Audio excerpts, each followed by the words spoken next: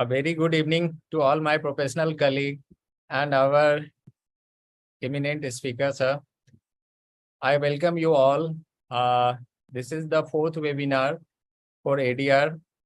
And as we all members are knowing, this ADR concept is a very emerging concept. And now the mechanism available with us to resolve our issues with the court is very much critical, very much difficult and time consuming. So now this concept is very much popular among our industries, and industry is looking to have the resolution as soon as possible for their disputes.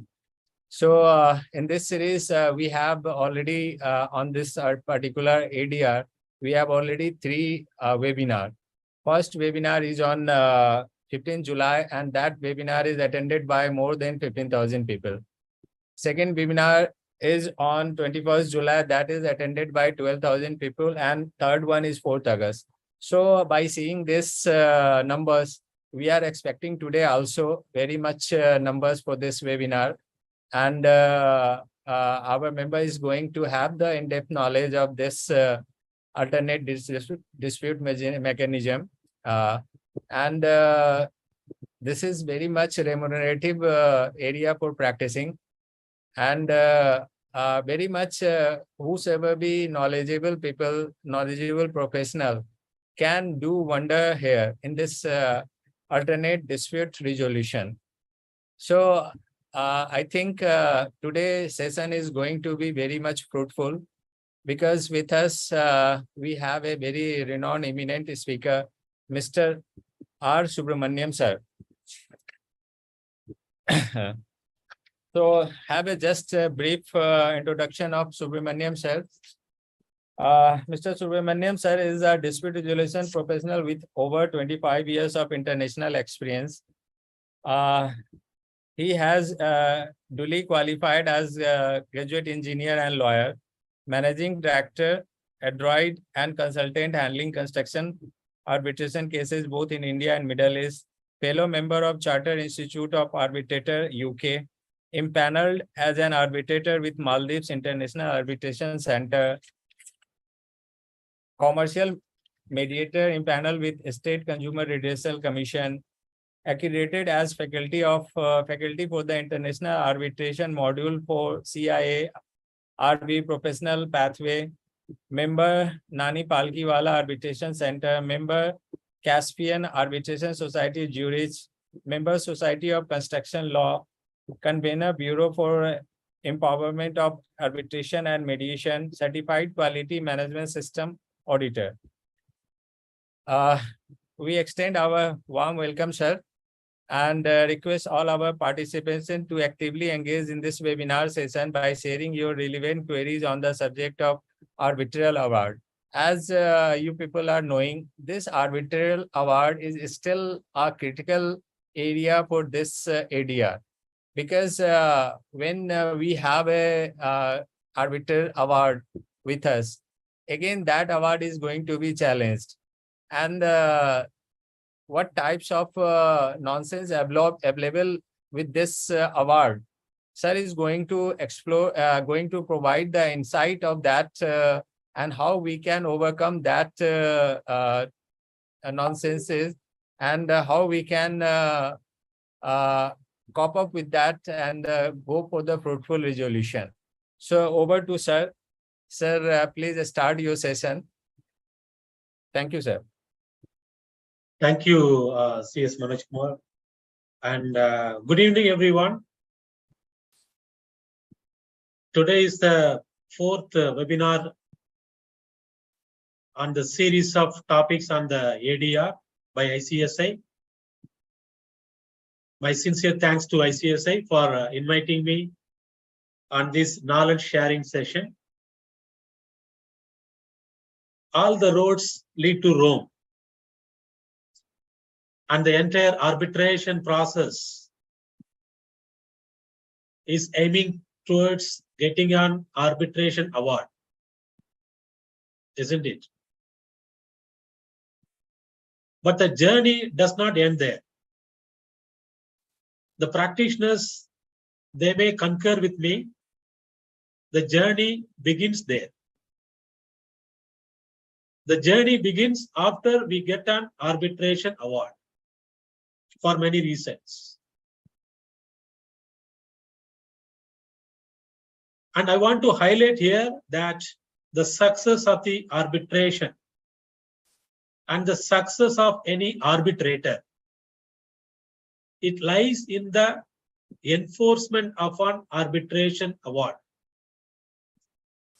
If an arbitration award cannot be enforced, it is mere a paper. It is an vital effect. What is the use of spending our invaluable time and cost on a very long arbitration process, especially in Indian jurisdiction, which takes at least 2 or 3 years. Then after that, we have a paper which cannot be enforced. Therefore, as C.S. Manoj Kumar highlighted correctly, today in this session, we are going to explore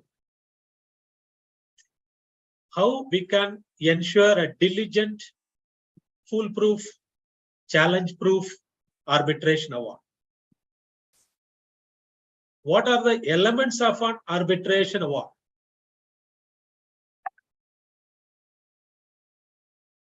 Again, we have the time constraint because we need to cover this important topic within a limited time. Therefore, what I will do, I will concentrate on 3 major topics. Number 1, elements of arbitration award.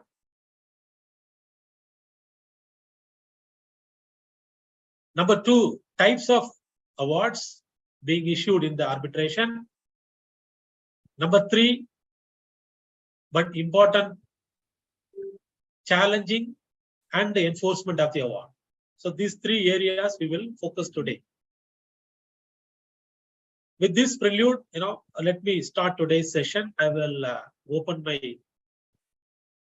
slides. Yes, sir. Yeah.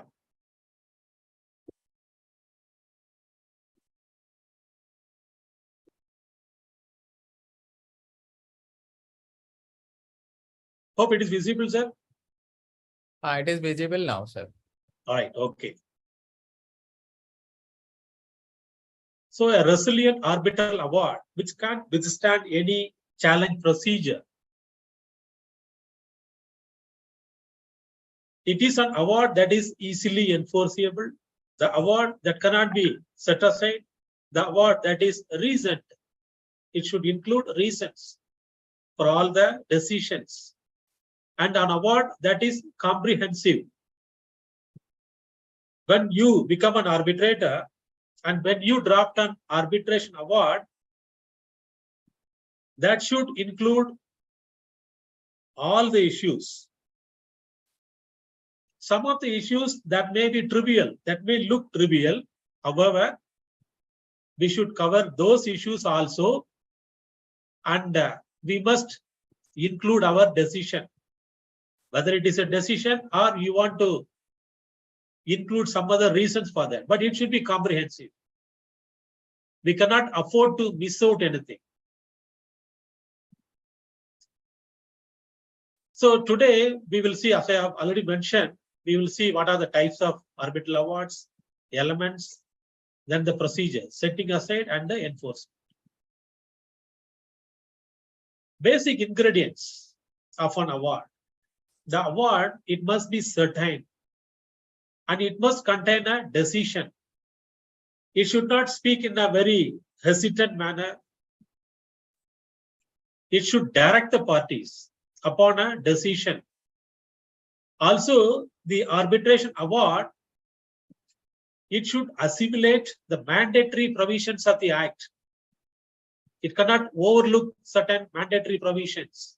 For example, Section 29A, mandatory time limit, which is stipulated by the Act, 6 months plus 12 months.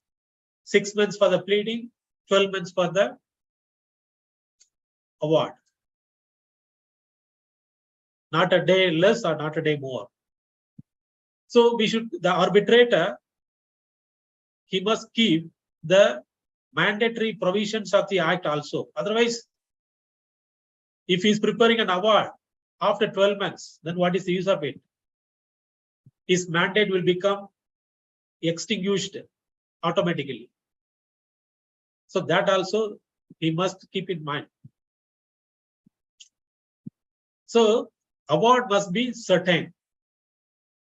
It should be very clear and final. It should not have any ambiguous terms. So the case law, Union Bank of India versus Punjab Communications. In this case, the amount which was payable by one party to other was not specified in the award. And also the decision was unclear and incapable of being enforced. Therefore, the arbitral award was set aside.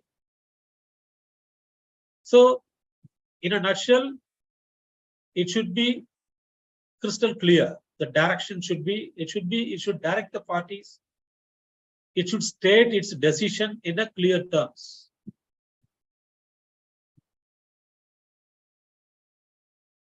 And further, section 31, it says the award shall be made in writing and signed by the members of the arbitral tribunal.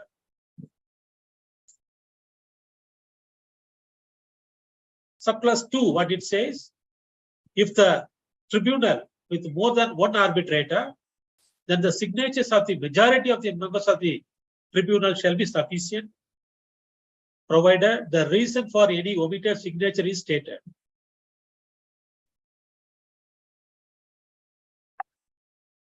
Once the award is made, then it has to be delivered. It should be immediately delivered.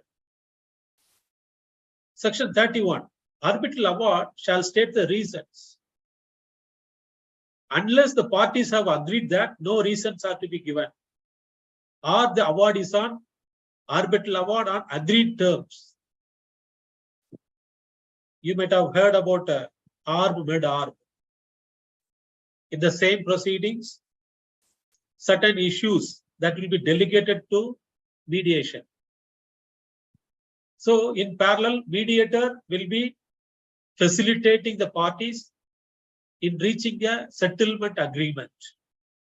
If it is successful, it will come back to the arbitrator, and the arbitrator, he will include with his award on the basis of award on agreed terms.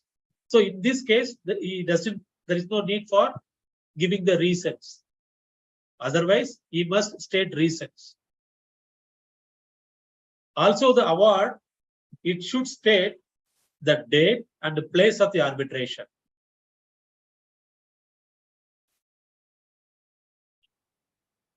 I have just mentioned about mandatory provision. So this is one example, section 29A. It has stipulated the time period. So the arbitral tribunal, they cannot overlook that. Otherwise, the award will remain as a paper. The entire process will go in waste. So we'll see structure, form, and the publishing of an award. So basic structure of an award, it will have headings, contents, then it will have reasons for the decisions, then operative part, then finally the decisions. So this is the basic structure of an arbitration award. So the introduction section, we should state who are the parties and what are their, who are their representatives, what is the contract, arbitration clause or arbitration agreement, then rules that was applied to the proceedings, seat of arbitration, and then notice of arbitration, date and details of nomination, appointment of arbitrator, and then what are the matters referred to the arbitration tribunal, what are the remedies that were sought from the arbitration tribunal. So these things should be briefly mentioned in the introduction part. And then it should also state about the challenge to any jurisdiction, because normally parties, they may challenge the jurisdiction of the tribunal to look into the disputes. Therefore, the arbitrator, he must state if there were any challenges to his jurisdiction. And also, he should include what is his decision, if appropriate. Then it should also state about the process of the arbitration. What are the various dates of submissions, starting from statement of claim, statement of defense, rejoinder, various other submissions along with the dates. And then dates of different hearings and who are all attended. If there are any procedural problems issued, how it has been sorted out. Are there any interlocutory matters that has been dealt in the arbitration process? So all these things, that should be covered in the process. And the body of the award, it is kind of general narrative. So here we should state about the background information with sufficient detail in order to identify the issues that are to be decided in the arbitration. And then it should include the details of the evidence and the arguments of the parties. Whatever is written should be set out in an orderly and a logical sequence, so that it will be in a cohesive manner. That is very important in the arbitration award. It should have a cohesive manner. Sometimes what will happen, it will start with the one perspective, but it will end with another perspective, and in between it will travel to different other perspective. It should not be like that. So whatever is written in the award, that should be set out in an orderly and logical sequence and in plain language. And then what are the issues to be decided, that also should be covered there. Then coming to the operative directions that is included in the award, that should include arbitrators' decisions on the various issues. And then what are the different sums of money awarded? That may be damages, that may be, in a particular case, there may be number of claims. So each claim he has to individually identify and how much was applied, how much they have adjudicated. Similarly, interest as per the contract. If the contract is silent, then it gives the discretion to the arbitrator. So whatever he has decided. And then party's own cost, because arbitration, as Mr. Manoj Kumar, he has rightly mentioned, it is not an less expensive process. So the parties, if you look at the life cycle cost of any arbitration, we may think that arbitrator, he gets the lump of money. No, it is not so. If you look at the survey by the ICC on the life cycle cost of the arbitration, about 90% of the life cycle cost, it goes to the arbitration proceedings, not to the arbitrator. So arbitrator fee, it constitutes up to 10%. So that says all. So party's own cost also has to be included in the award. And then award should be signed, dated, and made at the seat. So this is the typical contents of an award. Introduction.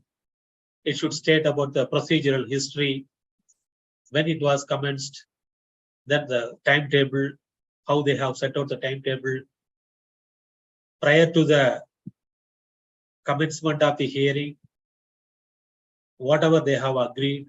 Then it should state about the hearing, number 1, 2, 3. Then the jurisdiction. Is there any challenges?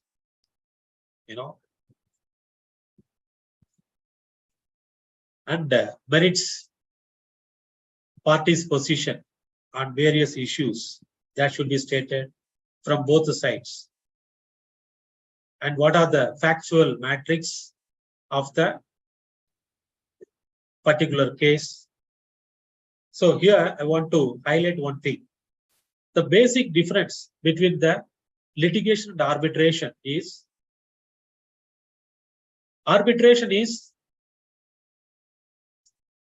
mostly based on the factual matrix.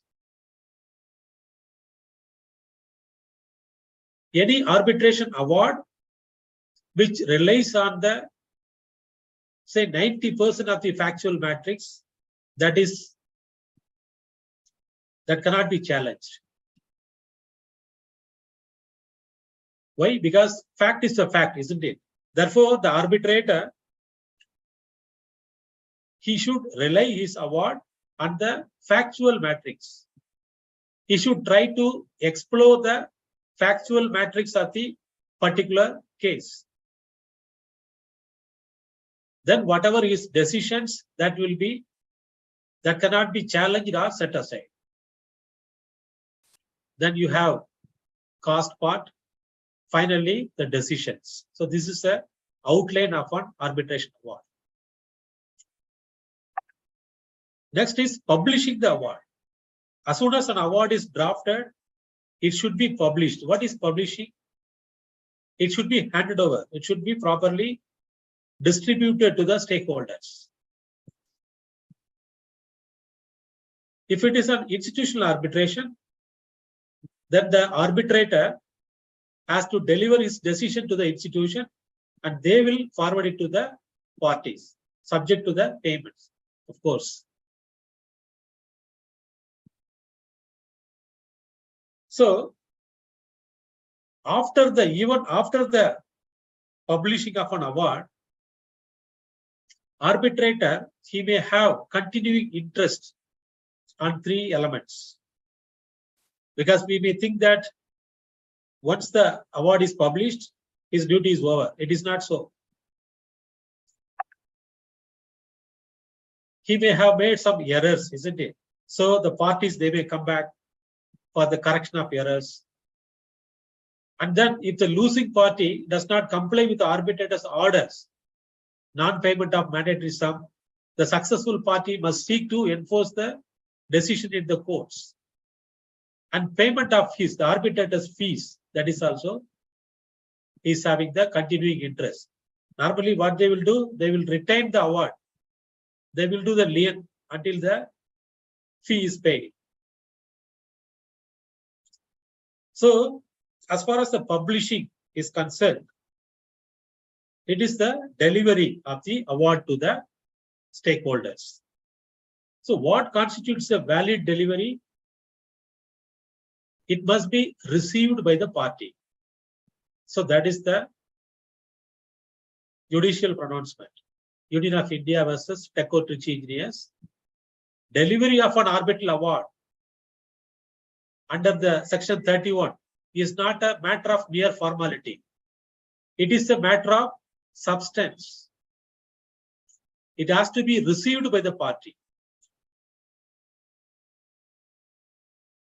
So there are various titles to the arbitral awards: interim awards, partial awards, final awards, consent or agreed awards, then default awards. Interim awards, most of you must be aware, like section 9, section 17 awards. That is for the purpose of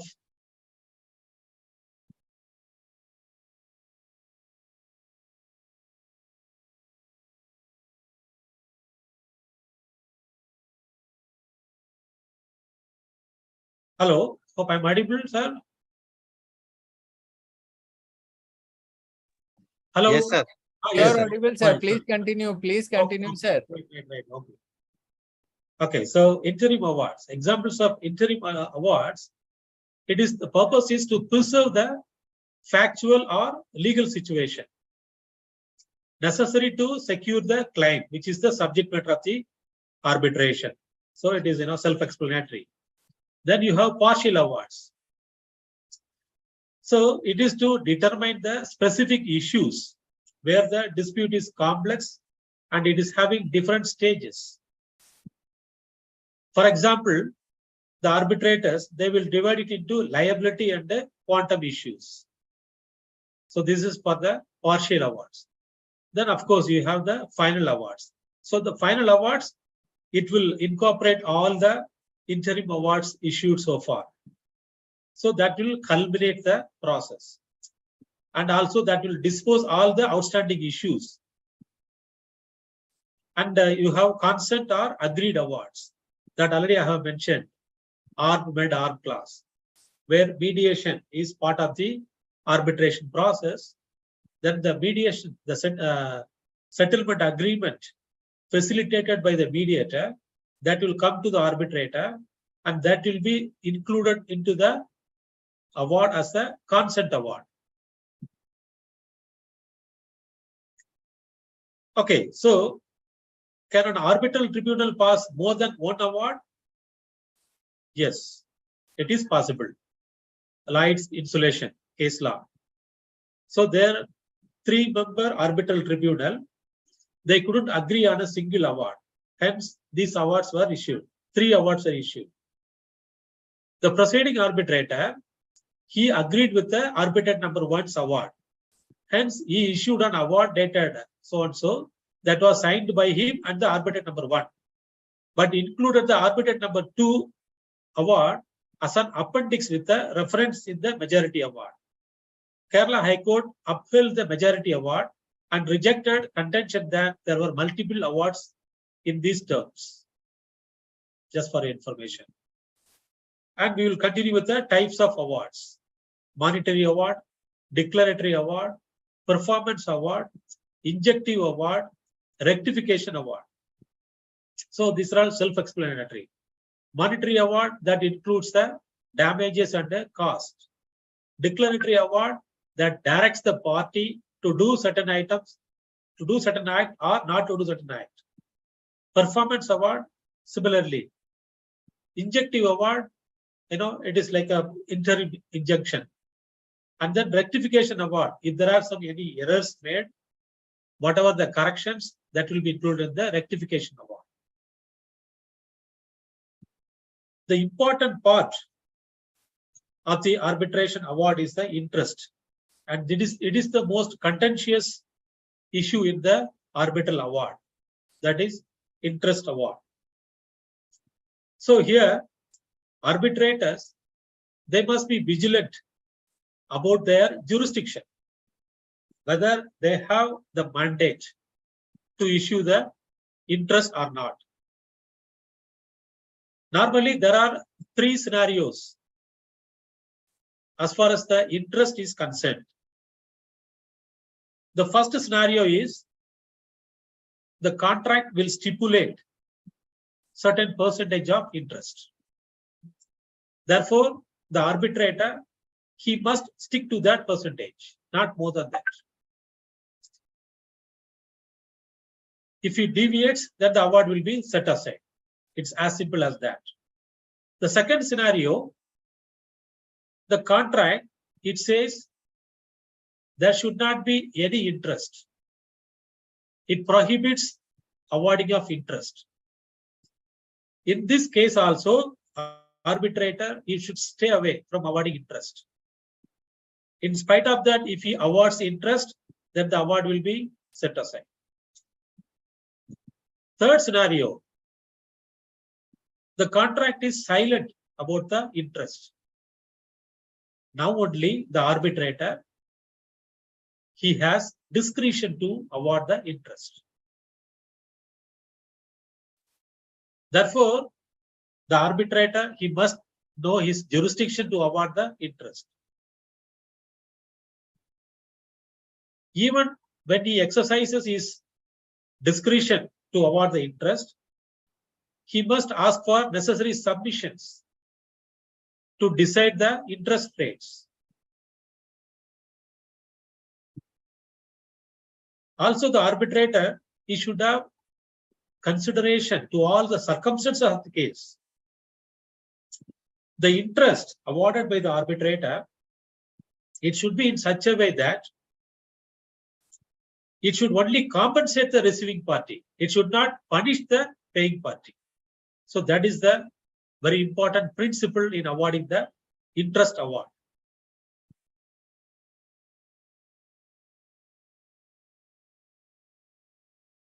So I have just mentioned, arbitration tribunal cannot award interest if the parties have agreed otherwise.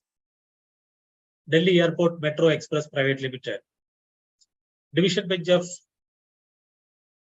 held that when the parties have an agreement between themselves that governs the issue of interest, arbitrator would lose his discretion and will be guided by the agreement between the parties. It is as simple as that.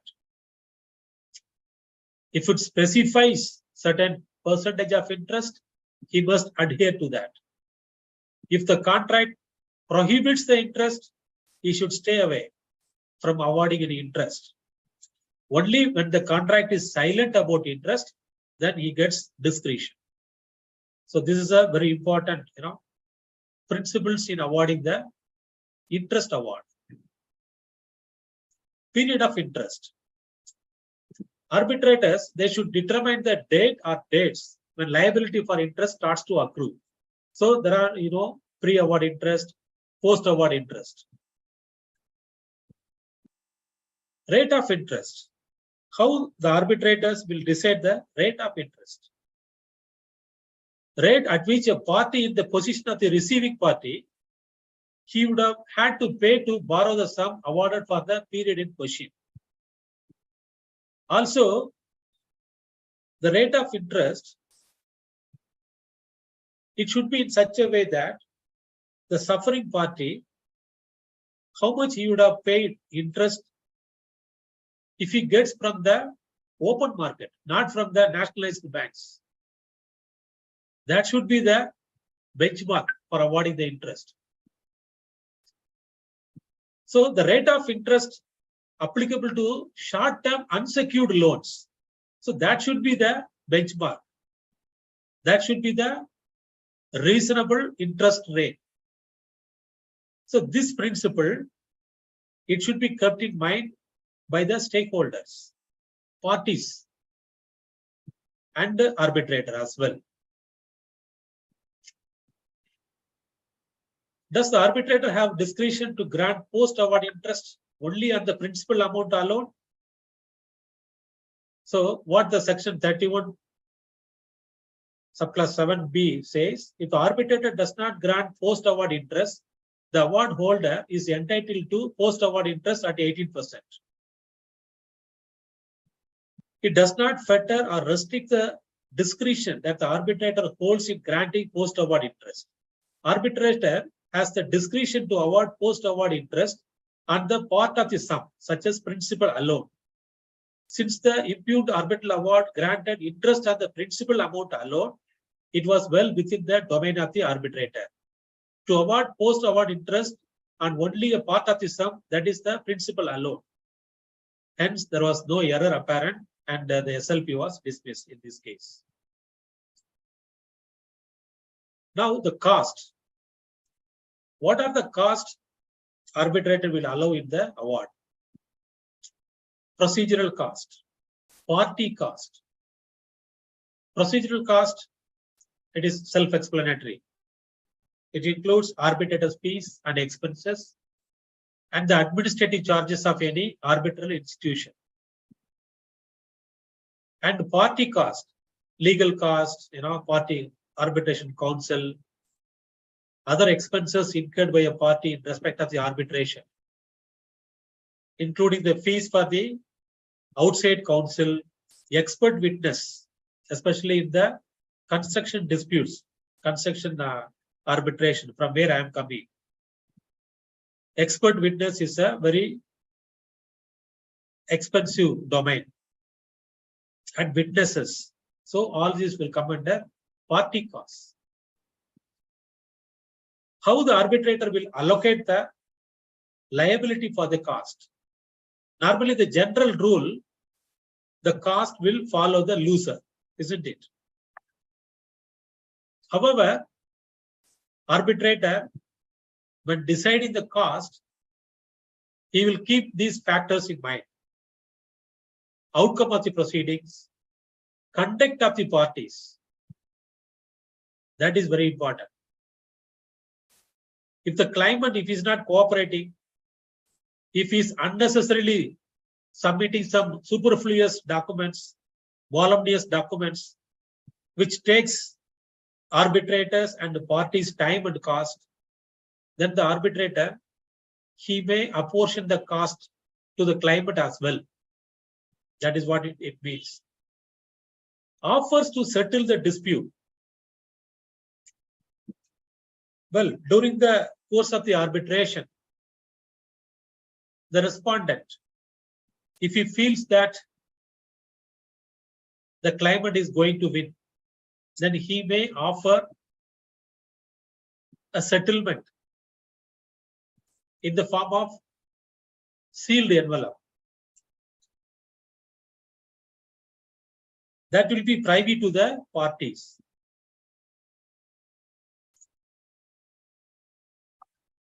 Suppose if the claimant, if he opens the offer and if he feels that it is acceptable to him, then the matter ends there. Arbitrator, he will proceed with the issuing of consent award. If he feels that no, I'm entitled to more, then that sealed envelope will be with him only, and the process will be going on. Towards the end of the proceedings, if the award amount is less than the settlement amount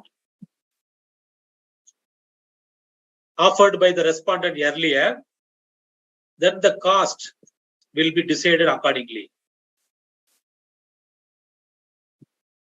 So these are the factors in deciding apportionment of the cost.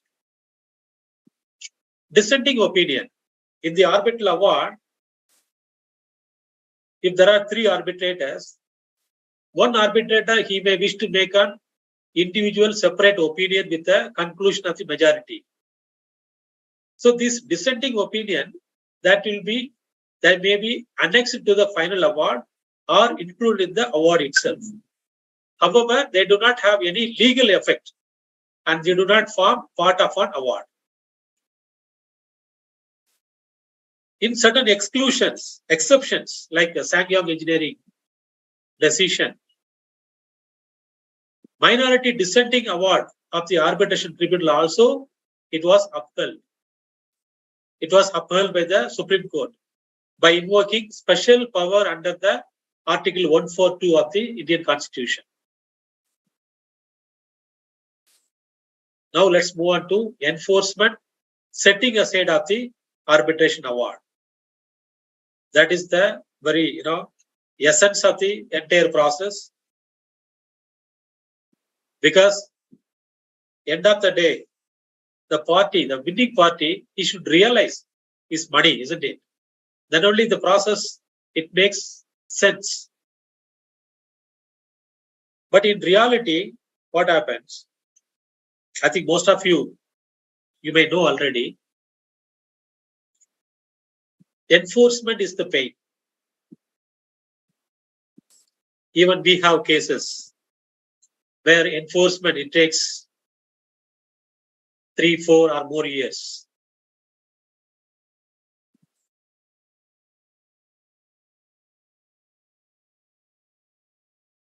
We will see, what are the normal process of enforcement and setting aside. So these are the grounds for setting aside as per the section 34. This is for self-reading. I will share the PPT. These are the grounds as per the Act. However, we are in a common law jurisdiction. Therefore, it is getting expanded, the grounds, with the judicial pronouncements. So, normally party was under some incapacity, agreement is not proper, the normal stuff. You can read yourself. So the first recourse available to the party, the losing party, would be application for setting aside under the section 34. And the second recourse, appeal, it may lie under section 37 from an order setting aside or refusing to setting aside. However, it is only once. So these are the steps. Domestic award setting aside under section 34, subsection 2 of the Act. Appeal may lie under section 37 of the Act from an order of setting aside or refusing to setting aside. However, no second appeal, from an order passed in the section 37. But it doesn't prevent the party from approaching the Supreme Court under SLP. So therefore, section 34, setting aside application, if it succeeds or if it is not entertained, then you have single appeal under section 37. They may further pursue under SLP. So this is the stages. Time limit. For section 34, the time limit is 3 months. The party has to submit the application within 3 months of the date of receipt of the award or of the date on which a request for correction or of the date on which interpretation of the award under section 33 was disposed by the tribunal. However, the point to note here is it is 3 months, not 90 days. People, they may get confused, because there is a big difference between 3 months and 90 days for obvious reasons. So this we must be very, very particular about this time period. Okay, otherwise, we will be running into trouble. We have to again approach the court. Only if the court is satisfied that the applicant was prevented by sufficient cause, then they may award some extension. How many days? It may entertain the application within a further period of 30 days, but not thereafter. Why? Because the Act, it says only 30 days, not anymore. So therefore, the time limit is very, very important. Okay, if it is a foreign award, the award debtor can only file its objections under section 48 of the Arbitration Act once the award holder files for enforcement. So there is no time stipulation in the Act. So that is the basic difference. Although the Act does not provide a timeline, the courts typically grant between 2 and 4 weeks to file such objections.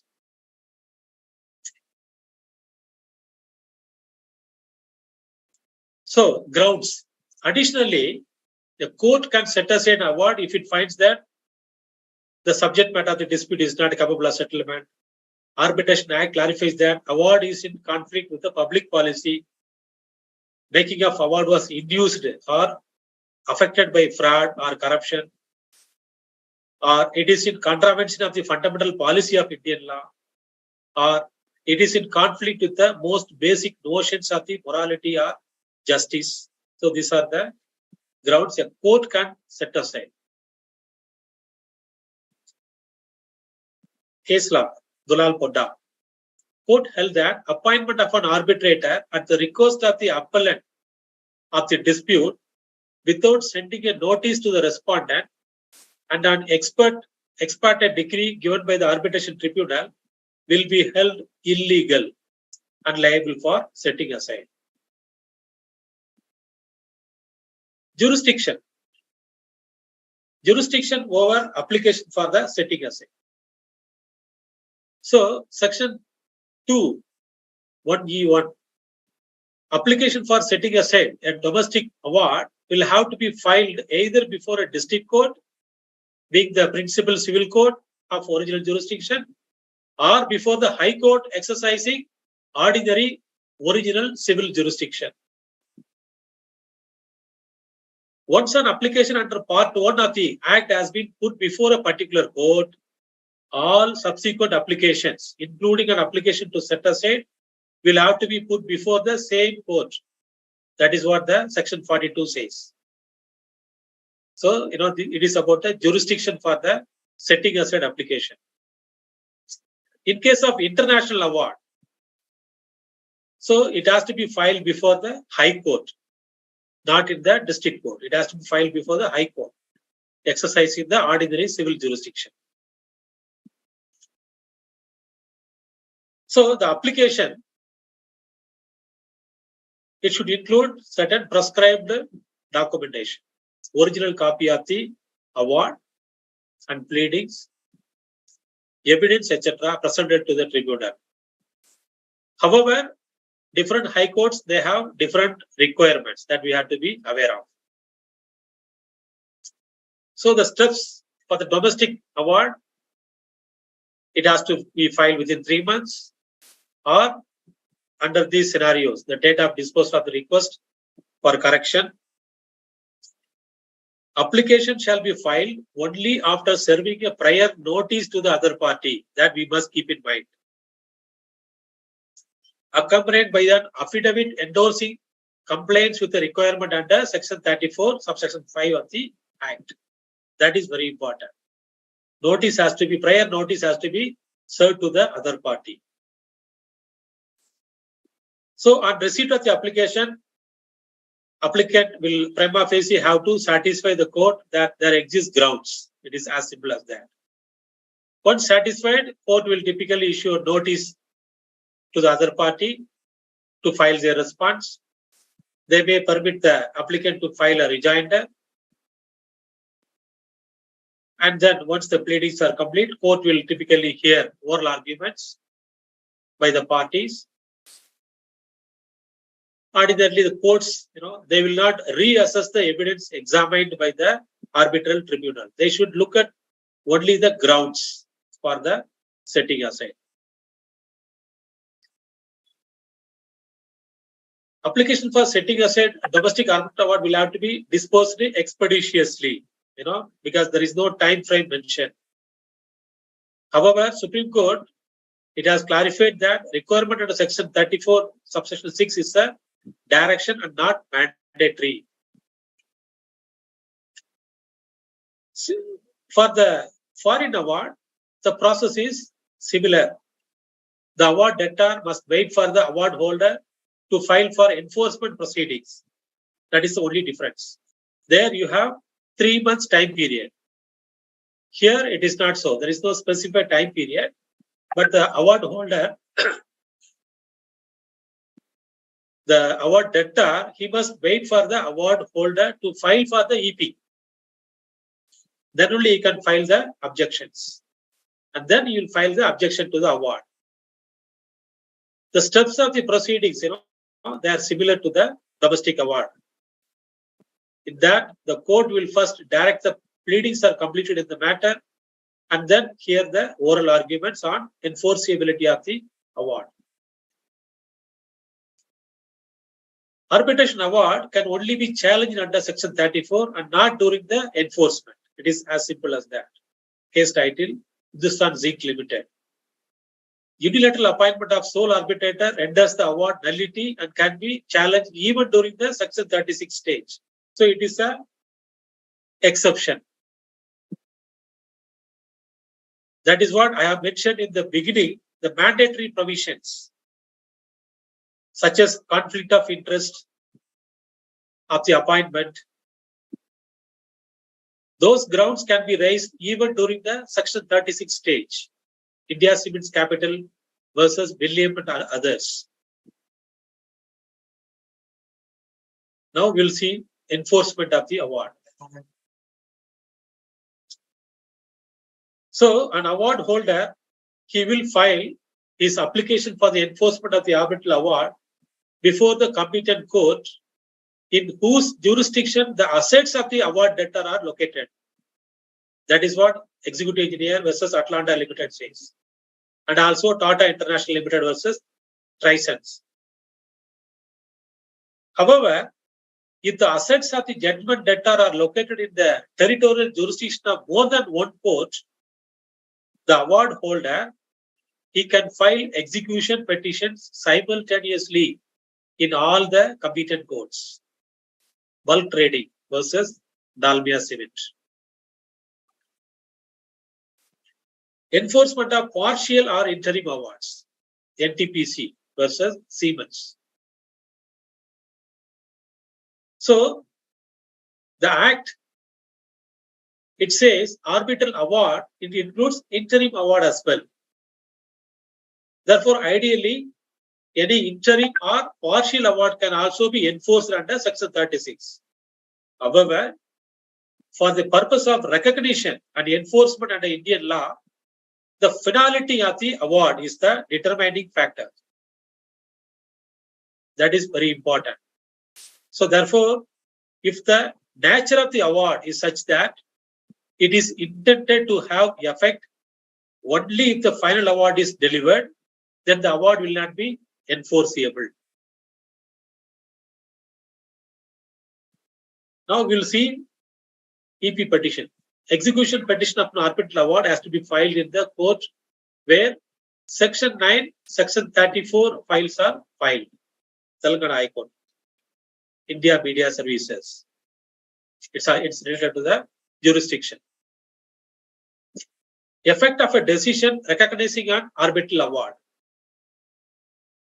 So what are the effects? Once the executing court is satisfied that an arbitral award is recognizable or enforceable, then the award is deemed to be a decree of that court as per the provisions of the Section 36 and the Section 49 in case of foreign award.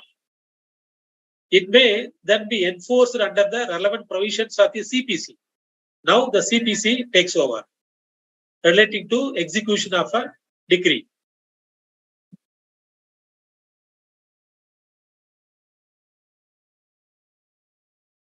We'll see rights of a third party on the award. In the case of NTT Docomo, Delhi High Court, it held that a third party to the arbitration proceedings, they have no locus standi to challenge the award under Section 48 of the Arbitration Act. Why? Because the remedy is available only to the parties to the award. Challenge against a decision refusing recognition. So that we know under Section 36 of the Arbitration Act, appeal lies. Similarly, under Section 50 of the Act for the foreign award to the High Court. And already I have told, no second appeal, only once. But they can always go for SLP. Now, the very important and critical part of the enforcement is identification of the award debtor's assets. So here, the ideal practice is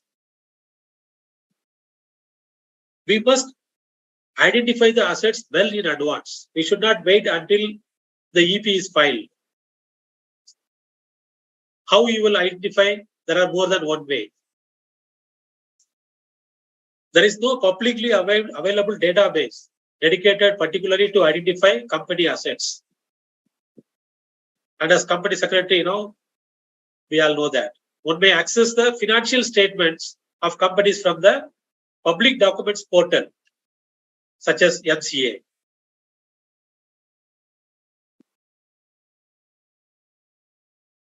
Disclosure of information about an award debtor.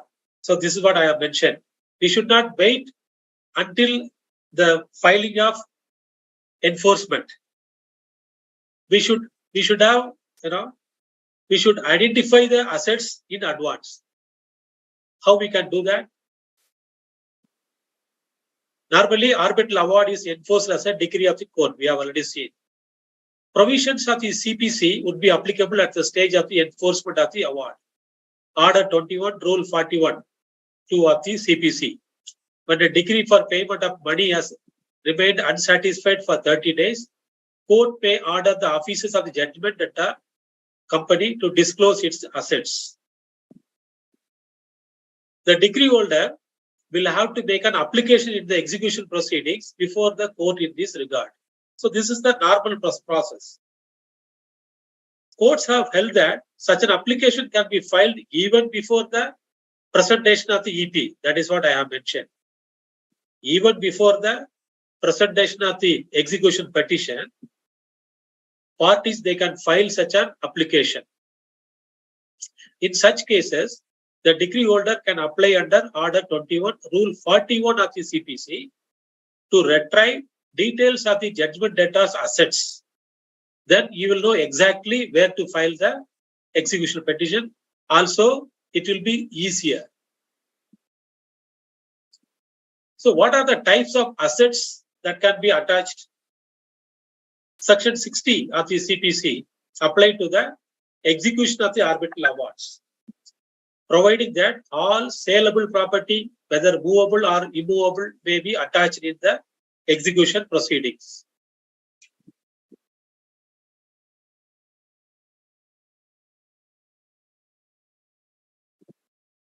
Including land, houses, or other buildings, goods, money, banknotes, negotiable instruments, such as promissory notes, bills of exchange, and checks, government securities, bonds, or other securities for money, debt, shares in a corporation. So these are the types of assets that can be attached under Section 60 of the CPC. Similarly, we should be aware of what are the types of assets that cannot be attached. So the assets that may be attached may either belong to the judgment debtor or be assets over which the judgment debtor has disposing power. The assets may therefore be held in the name of judgment debtor or by another person in trust for the benefit of the judgment debtor. Now we will see what are the assets that cannot be attached. Section 60 specifies the types of properties that are not liable to be attached. What are they? Such as tools of artisans, implements of animal husbandry, which may be necessary to earn a livelihood, the mere right to sue for damages, any right of personal service, money payable under insurance for against the life of the judgment debtor, or any allowance declared by Indian law to be exempt from the liability to attachment. So these are the assets that cannot be attached. Okay, now we'll see important case laws related to the arbitration awards. In the beginning, I have mentioned the award, it should be a comprehensive one. It should cover everything. Failure to decide a key issue is a ground for setting aside. Airports Authority of India versus Bentwood. So here the contention was AAI was entitled to avoid the contract since it had been procured on the basis of fraud, that is false and fabricated documents. In the Section 34 petition before Delhi High Court, the court noted that it was irrelevant whether the said issue had been proved by AI before the arbitrator or that it lacked sufficient evidence. What was relevant was that it was an issue which was to be decided, but it was not decided with the award. Therefore, the award was set aside. So each and every issue that must be decided. even if it is a very trivial issue also, that has to be decided. And the reasons have to be stated. Nothing should be left undecided. Sovereign immunity in the arbitration. What will happen? Enforcement of an arbitration award against the foreign state. So the respondent is a foreign state. KLA Construction Technologies versus Embassy of Islamic Republic of Afghanistan. Here, two questions arose before the court in this case at the time of enforcement. Whether, since they are a state, whether prior consent of central government is necessary under section 86 of the CPC before enforcement of an arbitral award against the foreign state. This is the first question. Second question, whether a foreign state could claim sovereign immunity against the enforcement of arbitral award. So here the court decided that once a foreign state entered into commercial contract, include where arbitration clause is there, they waive the sovereign immunity by default. Therefore, for the enforcement, there is no prior consent is required. So it is an important judgment. So therefore, that's what I have today. And now open for questions, Mr. Manoj. Thank you, sir. Summing up the this so lengthy things in 1 hour, 1.5. Sir, you may extend this if you want 30 minutes as well.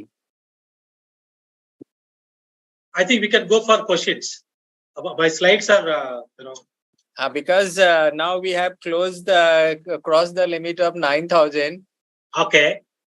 And if people are raising so many things, yeah. So if you want to further move ahead, it is okay. But if you don't, so we can have the question, start with the question thing, sir. Okay, actually, I prefer to interact, otherwise it will be monotonous. So okay, sir. Let us interact with the people so that it will be kind of mutual learning. Okay, sir. The first question we have received, this is after receiving a favorable arbitral award by petitioner, what is the preferred recourse if the respondent is not paying the specified amount within a reasonable time? Of course, the next step is enforcement, isn't it? So they need to exhaust the setting aside procedure or correction of the award, whatever. Then he must go for the EP filing. Then the court will take enforcement. They have to go for the enforcement. Okay, they have to follow the process of enforcement. Yes, of course. They have to proceed with the EP proceedings. Okay, sir. My next question is to sir. Yeah. What is a biased arbitral award? First, will it sustain if challenged by losing party on the ground that the arbitrator was biased to winning party? Of course, it is the major ground. If you look at the grounds for the setting aside, arbitrator, he should have equal treatment to both the parties.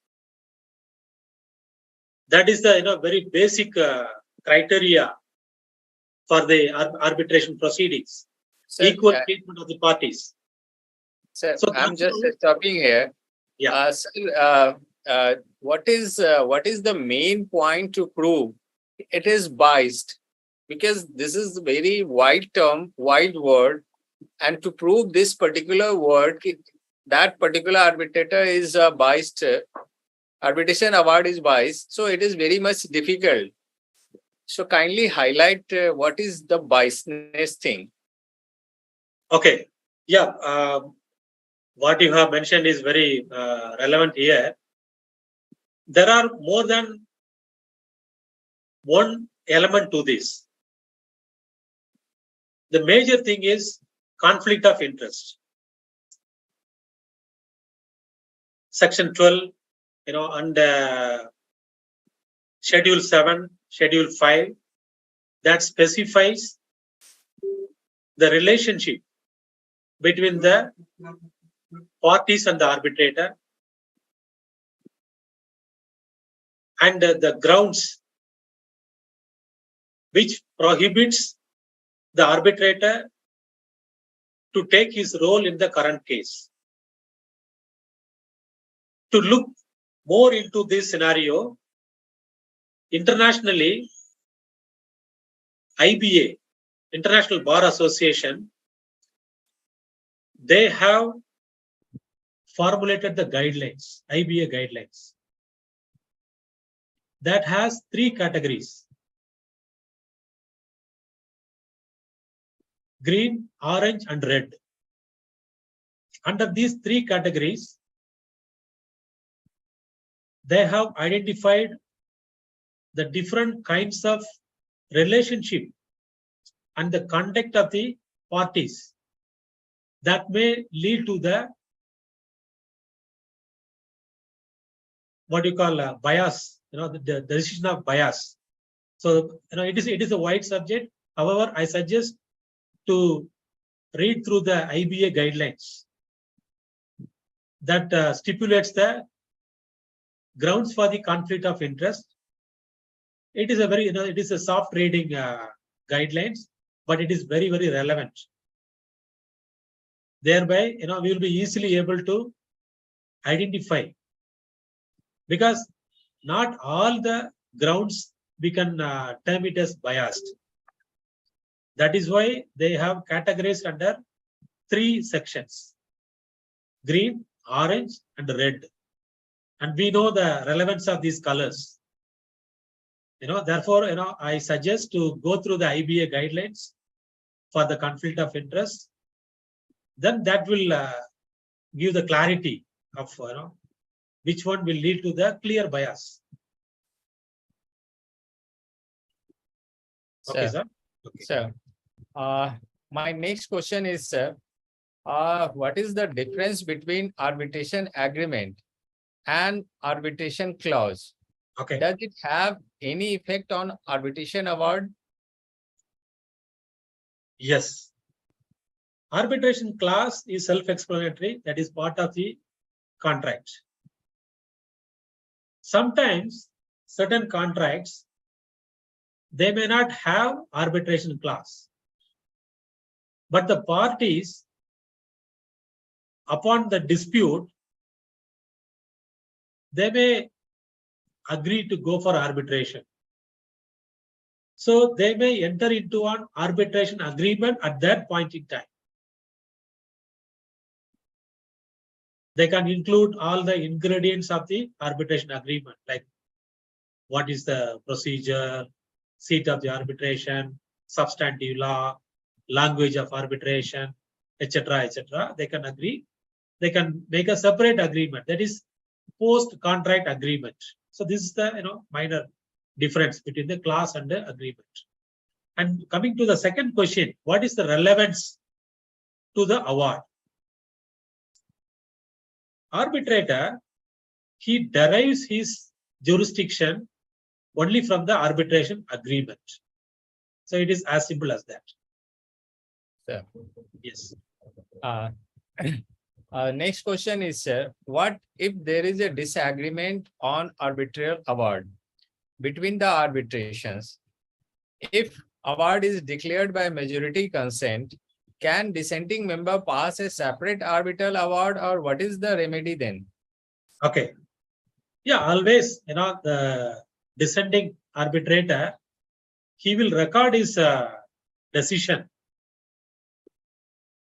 However, it will not form part of the final award. That is the general rule. However, there is an exception. I have shown in the slide, Sangyong decision. So there, the dissenting award was taken into the final judgment by the Supreme Court. So there are rare exceptions. But the rule is majority decisions will form part of the award. Sir. Sir, one of the question is, sir, recently Calcutta High Court unconditionally stayed an award granted in favor of the South Eastern Railway under the Arbitration and Conciliation Act 1996 on ground of fraud and corruption Yeah. perpetrated by a closing party between the parties in obtaining the impugned award. So, taking a cue from the above, how to ensure that there is no such collision and arbitral award is not suffered from any underlying purported fraud? I think the judgment, it refers to the fraud in terms of formation of the contract itself, Sir. not in the arbitration award. So that is what the judgment refers. And this kind of fraud in forming the contract, this can be established by the parties themselves. There is more than one ways of establishing that. And there are precedents also. Even I have displayed a slide for that. Airports Authority of India judgment. So there, the respondent, he raised this fraud and corruption in formation of the contract. However, the arbitrator, he omitted that and proceeded with the arbitral award. He did not mention that in the award. Therefore, the court, it set aside the award, number one. Also, they have formulated a very important principle that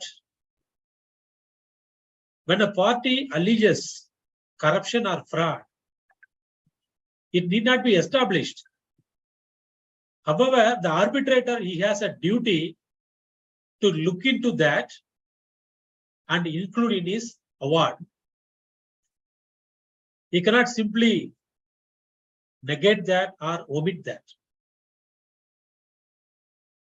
So it is related to the fraud in the formation of the contract itself. And that is, clear ground for setting aside an award.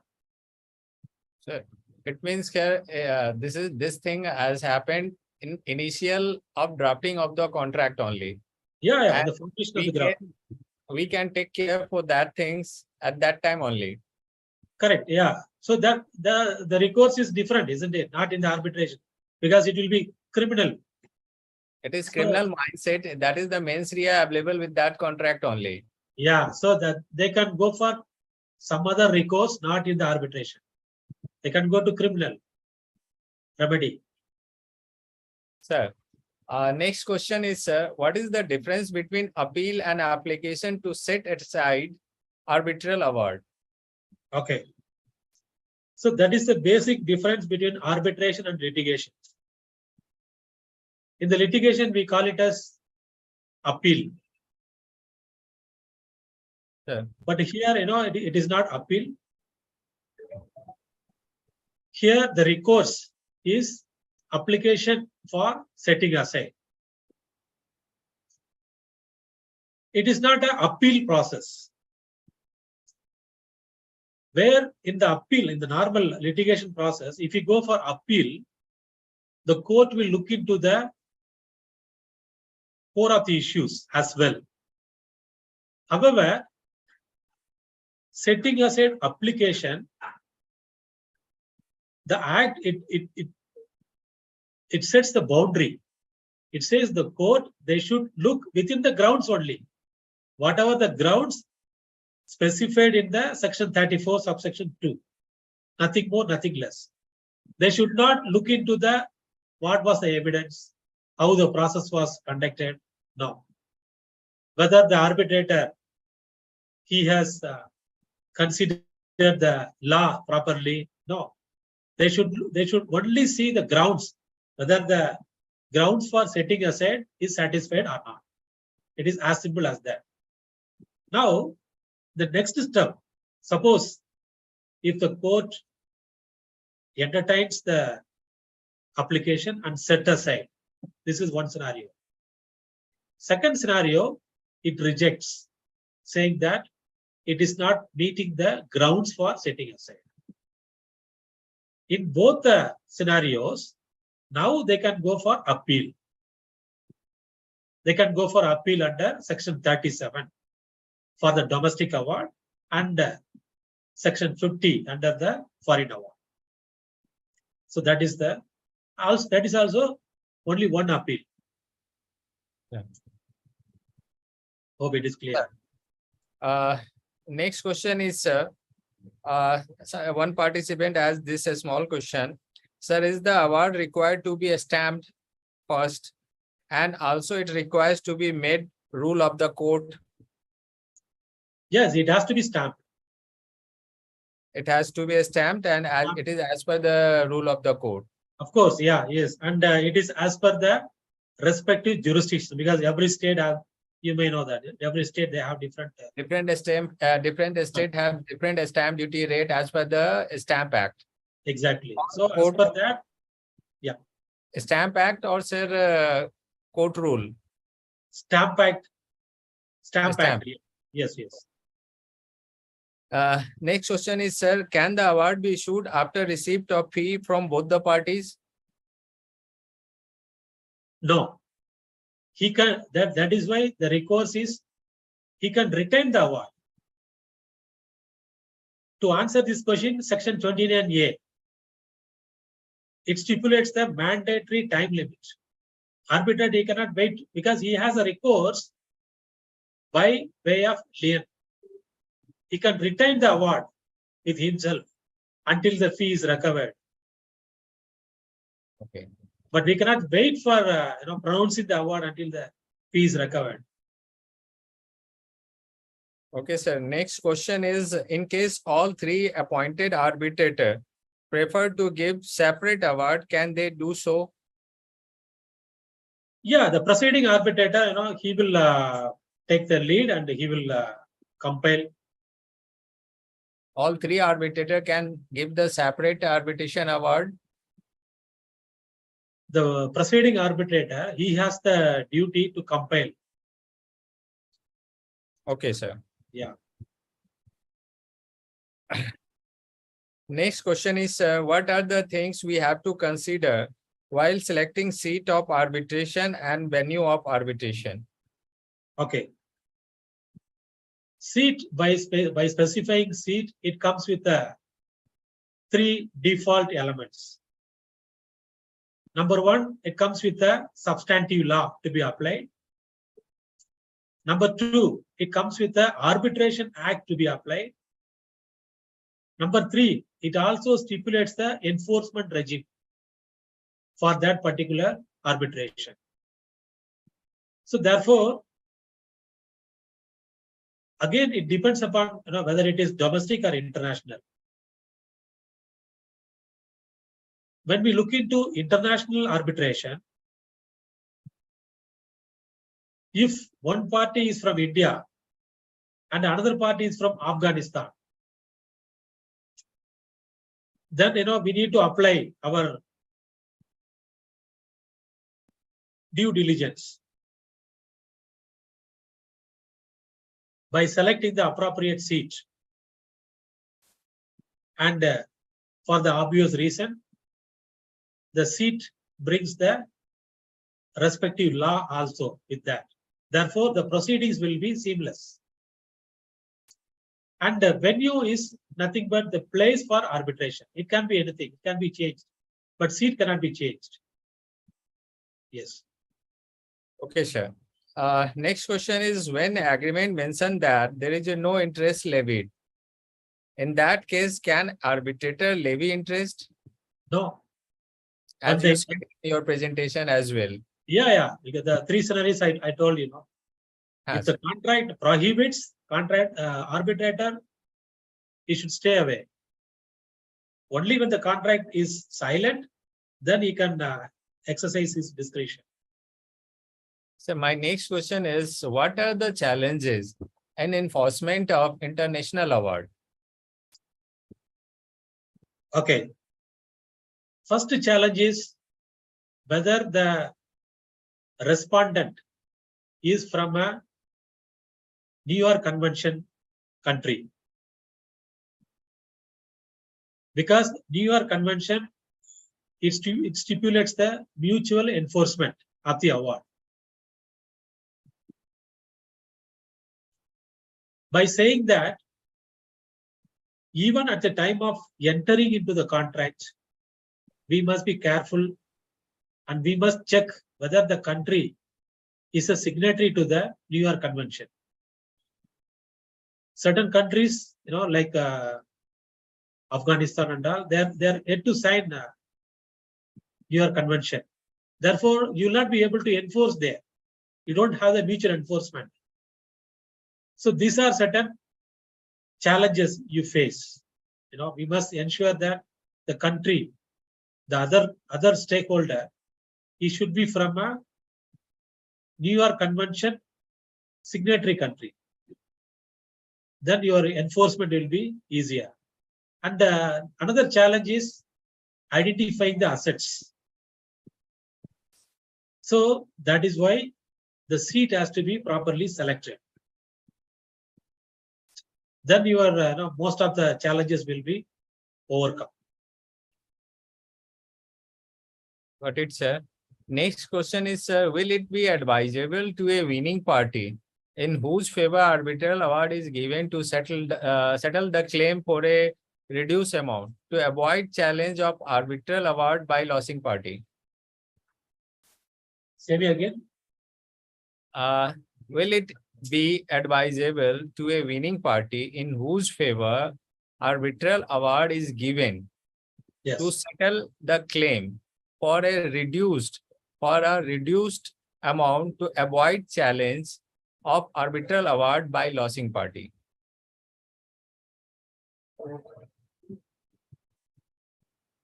Simple answer is the very purpose of arbitration process is realizing the money, isn't it? And also another practical aspect is having 5 rupees in the pocket is more valuable than 100 rupees in the paper, isn't it? So whatever the way of recovering, that we should make. And even if there is something we have to give away, it is practical to do that and close the matter, because for obvious reason, enforcement is not as easy as we think for many reasons. Because enforcement itself we can discuss for hours.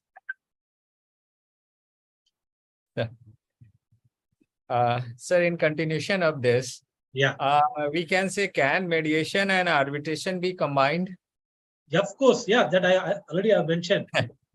So there is a perception that now the Mediation Act has been passed in the Rajya Sabha, and it can be notified anytime after once the president gives his consent.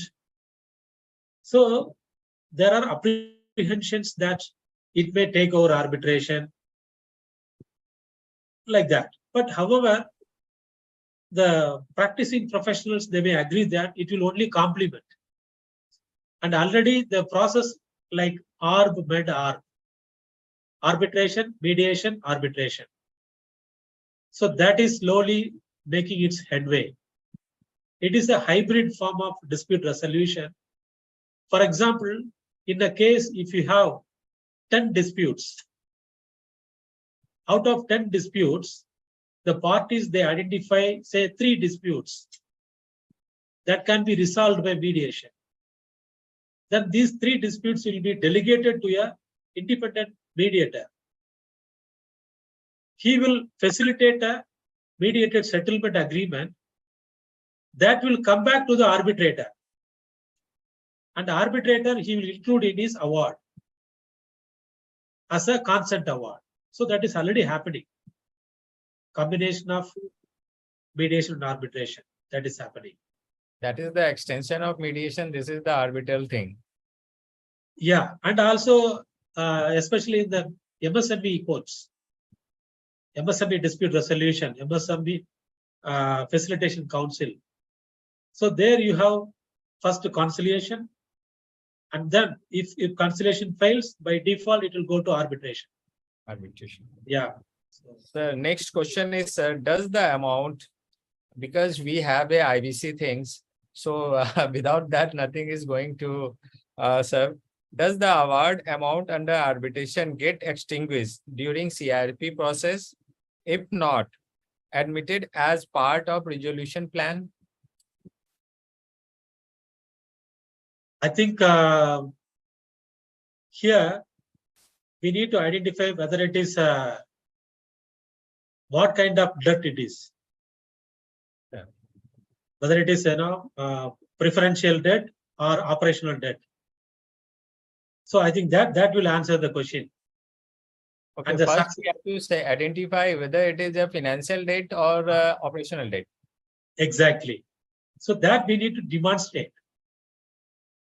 That we need to, if you are able to demonstrate, then the answer lies there. So, sir, if it is a financial debt, then in that case, can we make this as a part of our resolution plan? Of course. Yeah. Very much. And what if it is operational one? Operational one, you know the answer.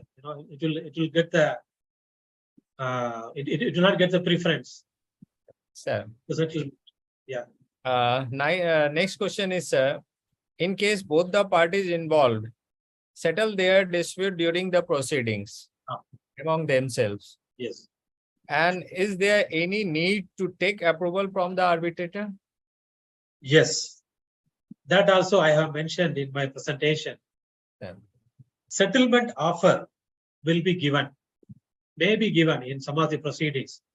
We have experience on that. So that settlement offer will be given in a sealed envelope.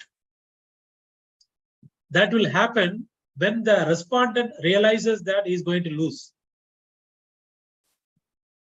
For example, if the dispute is for, say, 100 crores, and if the respondent, if he gives a settlement offer of, say, 50 crores in a sealed envelope.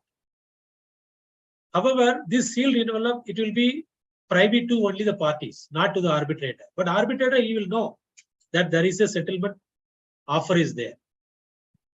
Now, the claimant, he will open and see the amount.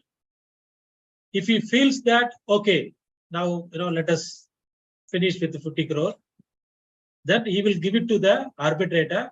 Arbitrator, he will wind up the process by creating an arbitration award on consent. So point is here, sir, we need the approval of arbitrator or just intimate them? It is not the approval, it has to be recorded, isn't it? It has to be recorded, then both parties are secured, at least. Okay. Okay. And suppose if the claimant, he doesn't want that offer, if he wants to continue, and at the end of the process, if the award is only for 40 crores, then the cost will be apportioned accordingly, cost of the arbitration. That will be deducted from the claimant. So that is the process, settlement. Sir, next question is, sir, what if an appeal for setting aside the arbitral award has not been made in prescribed time? Yeah. Is there any other remedy available to losing party? Yeah, they have. They can approach the court with the condonation application, and court, they have the discretion to extend the period only for 30 days because the act, it stipulates only 30 days, not even a day more. So they will extend for another 30 days. That's it. That's it. Next question is, sir, what is the process of executing domestic and foreign arbitral award? Does it make any difference based on seat of arbitration, as you mentioned earlier as well? Yeah. Seat of arbitration, it specifies the enforcement regime also. However, enforcement, it depends upon the location of the assets. We need to identify the location of the assets, and we can file the EP in the respective jurisdiction. Okay, sir. Yeah. Does the time limit provided under the Arbitration Act for rendering an award applies to international commercial arbitrations? No, only for the domestic. It is not for international. Yeah, yes. Okay, sir. What is the process, key conduct of proceeding to be followed while making an arbitral award? Say me again. What is the process Yeah. or key conduct of proceeding Okay. to be followed while making an arbitral award? Okay. Well, the very objective of the arbitration award that it should be easily enforced. It should not be challenged. It is as simple as that. So we should have a checklist of the what are the grounds stipulated in the section 34. Second thing, as you have initially asked the question about the bias, equal treatment of the parties. The parties, they should be notified on equal terms. Only one party is notified about a proceeding, and the other party, he did not receive notices. So that should be avoided. And all the issues that must be addressed, even if it is a trivial issue, that should be addressed in the award. And last but not the least, the award should be based on the factual matrix. If an award relies on the legal aspects, that will be easily challenged. That is my experience. Because, you know, the law is matter of perspective, isn't it? I may have a perspective, you may have a perspective, judge may have a perspective. Whereas fact is a fact. Fact cannot be challenged. So therefore, it is very important that the award, it must be relying on the factual matrix only. Where, you know, to the great extent, 99% it should be based on the facts. Then your award cannot be challenged or set aside anywhere. So that is, you know, out of my experience. Absolutely, sir. In any decision, fact is more relevant than other Correct. thing. Yeah. Even in the litigation, you have preponderance is there, but here it is not. Here, fact, you know, it plays a key role. Sir, another question is, what is the remedy for respondent in case petitioner files a petition under Section 9 of the Arbitration and Conciliation Act? What exactly the Section 9 of Arbitration and Conciliation refers to? Okay. So it is for the interim remedy, interim order before an arbitration tribunal is formed. Because, you know, we cannot wait until the arbitrator is appointed. In that case, parties, they can approach the court under the Section 9 to get the remedy. It is, but there are certain factors involved for applying the Section 9. That the arbitrator, he must be appointed within a reasonable time. You know, that confirmation should be there in the application. That intention should be clear in the application. It is not like simply you go to the court, get some interim award, and then you keep quiet, don't go for arbitration, not like that. So therefore, whatever the remedy we are getting under the Section 9, interim remedy, that will be included in the final award. So it is for, you know, emergency remedy until the arbitration tribunal is in place. Sir. Yeah. Next question, sir. Are foreign arbitral award or foreign judgment gets equal treatment in Indian legal system? Of course, there is no difference in award. Award is an award. Okay, sir. Yeah. Another question is, sir, one party of the case is very reluctant to cooperate in arbitration process. Is there any clause to mandate such party to cooperate in arbitration or need to follow formal court procedure? The simple answer is, if the respondent is not cooperating, obviously, the respondent may be the troublemaker in most of the cases. So in this case, ex parte will be the solution. Sometime, they will not appear. So the arbitrator, he may go ex parte, but as per the submission before him.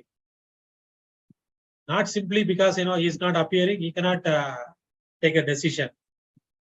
The decision should be based on the submission before him. And of course, the conduct of the party also will play a key role. So ex parte is the answer. Sir, one procedural question. What all are the documents required when applying for setting aside of an arbitral award? Yeah, the arbitration award copy and the documents submitted.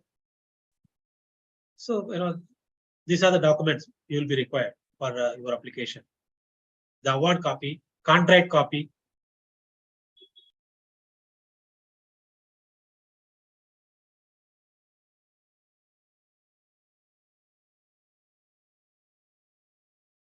So that should also be there. One very much important question for the industry. Generally, our industry is doing cross-border transaction. Yes. And in that cross-border transaction, how much this arbitration things is very much crucial. Yeah. So that already I have mentioned. When we do the international transaction, we must be very careful, but 100% they will have arbitration clause. So first thing we must look into is whether the other side, other stakeholder, is from a country of New York Convention signatory, because New York Convention that stipulates the enforcement of the mutual enforcement of the arbitration award internationally. And there are about 150 plus countries, they have signed the New York Convention. So we must ensure whether that country is coming under the New York Convention signatory or not. Second thing, we must look into the arbitration agreement. What is the language? Sometimes we may overlook what is the language specified in the arbitration. Suppose if you are entering a transaction with a country like Taiwan, and the arbitration clause, it doesn't say what is the language for the arbitration in case of dispute. And you went on with the proceedings, with the transaction, and sometime dispute happened. Now, when you go for arbitration, the default language will be the language of that country, which is Taiwanese. So we must take into address all these things. What is the language they have mentioned? What is the substantive law? What is the procedural law? Seat of arbitration. So these things we must take into consideration. Absolutely.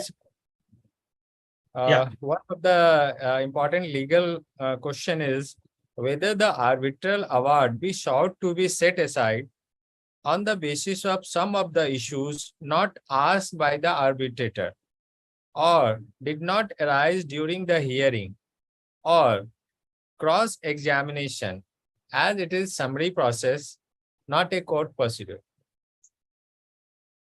It is a very simple answer.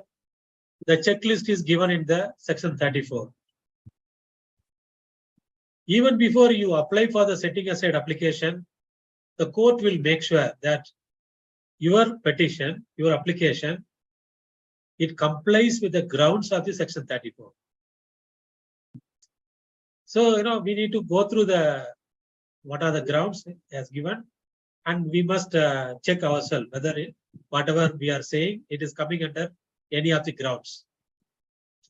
So whatever is out of that checklist, that will not be set aside. It is very simple. So whether it is argued, whether it is raised the point before the arbitrator hardly matter. We have to follow the section 34 and the ground specified over there. If Correct, we are yes. fulfilling that ground, it is okay. Otherwise, it is very much difficult. Of course, yeah. Sir, one question, sir, about the system. How Indian ADR system is different from foreign countries in terms of procedure and arbitral award? Okay. The basic difference is institutional arbitration. In other jurisdiction, 99% is institutional arbitration. Very rarely you will see ad hoc arbitration. In simple words, ad hoc arbitration, here the arbitrator will be appointed by the parties. Whereas in Indian jurisdiction, it is on the reverse. Here it is 99% ad hoc arbitration and very rarely institutional arbitration. So that is the basic difference. And when you compare India and China, it is very, very evident. In India, there are about 35 institutions, arbitration institutions are there. Whereas in China, there are about 700 arbitration institutions are there. And by law, there it is only institutional arbitration can happen. Therefore, it is very robust there. The arbitration process, especially the timeline, the delays are not there. Since it is governed by the institutional arbitration, they have a very robust rules to govern the arbitration process. And one step ahead, since the dispute resolution process is very robust, the dispute resolution is very quick, and that is how they were way ahead of our infrastructure projects, construction projects and all. They are at least 25 years ahead of us. This we must agree, we must accept. That is for one obvious reason, that they have a very robust institutional arbitration, which is not in India. That is the difference we are observing. And of course, by saying that, things are changing. Especially in the last few years, a lot of changes are there. And we are towards a positive, pro-arbitral regime. That is what I can say now. That's why it becomes a need of our. And we company secretary are very much interested in this particular segment of solution. That is absolutely the solution, quick solution, because we have so many cases pending before different courts, civil courts and commercial courts. But now industry wants a fast mechanism for this purpose, and more so this government is very much supporting for this things idea. So it is going to be very much effective in coming days. Hope so, sir. Yes. And sir, next question is, what are the consent and performance award in arbitration? What are the consent? Not consent. Sir, it is consent. Consent awards. Consent and performance award. Yeah, consent award is when the arbitration proceeding is going on, the parties, they come to agreement between themselves. That you have explained earlier. Explained, correct, yeah. That is the same thing. Yes. And what about performance award, sir? Performance award, it is for directing the parties to perform certain things. Okay, sir. Yeah. Next question is, sir, can court impose penalty for creating unnecessary litigation and delays by challenging the arbitral award? Not for these reasons, but the Act itself is having provision to levy heavy cost and the parties, who are hindrance to the process. Yes, the act is having. So that will be taken care during the award process, especially during the apportionment of the cost. Arbitrator, he has the discretion. Yes. So arbitrator is going to levy this penalty or court is going to levy this? Arbitrator. Because he is the one who is creating the award, isn't it? So if arbitrator is levying this cost, can court revise the cost levied by the arbitrator? No, ideally no. He cannot do that. A court cannot touch that. But different jurisdictions, they have different approach. They even modify the award also in some cases. They reduce the interest rate. It happens. Vodafone matter. Yeah, yes. So different courts, they have different approaches. But most of the pro arbitration courts, they don't touch the decision of the arbitrator. They only look at whether it violates the Section 34 grounds. That's it. But the Arbitration Act nowhere mentioning about this thing. About this thing, court can impose, can reverse the order of the yeah. It doesn't say. It doesn't say. Arbitration is silent on that aspect. Correct. Yeah. It doesn't say. They have to see only the grounds, whether it meets with the grounds for setting aside or not. That's it. That is Section 34 only. Yeah, that should not look into what the arbitrator decided. Yes. Sir. Next question, sir. Can arbitral award be challenged and set aside if order of appellate tribunal, arbitral tribunal is not signed by arbitrator or absence of an arbitrator during proceedings? It should be, if it is a 3 arbitrators, majority of the people, they should have signed.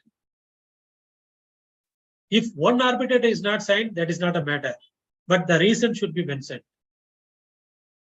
So majority need to be signed or? Correct. Majority need to be signed in the award. And the reason has to be included why the other person, he did not sign. Okay, sir. Sir, next. Yes, we are nearly time. So maybe we can take few more questions and we can come out. Yes. We are concluding things because last one question is left. Yes, please. Yeah. Okay. This is whether any wrong submission, you already explained, but I am putting this question straightforward. Okay. Whether any wrong submission during witness hearing or cross-examination can be brought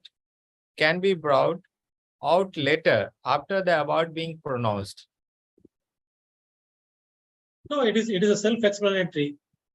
Everything lies with the arbitrator, because arbitrator, he will weigh the evidence. Then accordingly he will decide. But only thing is, if he misses out, suppose if a party he submits some evidence, but he neglects that and he never mentioned in the award, then that will be a ground for setting aside. Sure. So that will come under unequal treatment of the parties, because he neglected submission of one party. That should not be there. He should mention why he did not consider that. That may not have any relevance. That may not have any weightage. That he should mention, and then accordingly he should come to his conclusion. Yeah. So we think with this thing, sir, very nice coverage by you, sir. And more so, we had crossed 9,500 participants. And I extend my heartfelt gratitude to the ICSI for organizing this webinar and providing the platform for professionals to come together virtually and learn key aspect of ADR in continuation, because this is our 4th one, and we further continue with this ADR things so that our members get updated with all these knowledge with our learned speakers It is through this initiative of ICSI, we keep ourselves updated on emerging areas as well as inbuilds the confidence of our members to grab the professional opportunities. Because, sir, I think, as you said, this is a heavy cost involved in this process. So, obviously, this cost is going to the professionals whosoever be associated with this process. So, again, this is the very emerging and remunerative area for we professional. I am sure that the valuable insights shared by Sir Subramaniam Sir on Arbitral will certainly be useful to our professional fraternity, sir. And at the close of this webinar, I extend my sincere thanks to Sir and my professional friends for sparing valuable time and active participation during our webinar. And as seen, we have so many questions. And as every question's answer you have given, sir, so meticulously, so that it impact the professional whosoever we want to associate with this ADR system. Yes, thank you so much. And I must thank ICSA again for this opportunity, because the interactions with the professionals, it's kind of learning for me as well, because it touches certain areas, and I had to go back and refresh myself. So it is a mutual learning, and always I enjoy that. And in that aspect, I thank everyone, all the participants, for their time spent. Hope the takeaway will be useful for you. And many thanks for everyone. Thank you, sir. Thank you, sir, for your valuable time. And we hope in future also we need the help of yours for our further activities of this ADR, sir. Sure. I'll be happy to assist always. Thank you. And thanks to our all participants who joined this webinar. And please continue with this joining in further more series. We are coming on this ADR. So please join us and associate with us. Thanks to everyone. Thank you. Thank you. Sir.